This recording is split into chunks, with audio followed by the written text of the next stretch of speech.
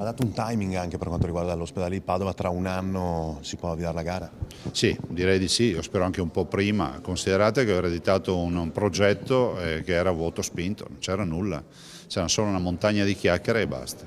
Entro un anno la gara per la realizzazione del nuovo ospedale di Padova. L'annuncio è stato fatto dal presidente della Regione Veneto Luca Zaia. Confermiamo il nostro impegno per il Policlinico Universitario. Siamo nella fase di stesura dell'accordo di programma e del conferimento ufficiale dell'area, ha precisato Zaia, che ha ricordato come l'area di Padova Ovest non esista più nei piani della Regione.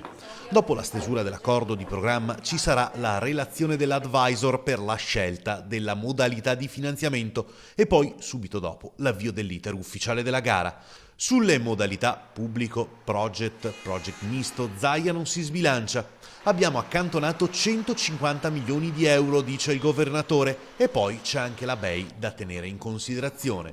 Infine Zaia commenta lo sciopero del comparto sanità padovano. Noi vogliamo dare una mano ai nostri operatori, cercheremo di provvedere con le sostituzioni e con le assunzioni, è una cosa che ci è capitata all'improvviso e cercheremo di risolverla.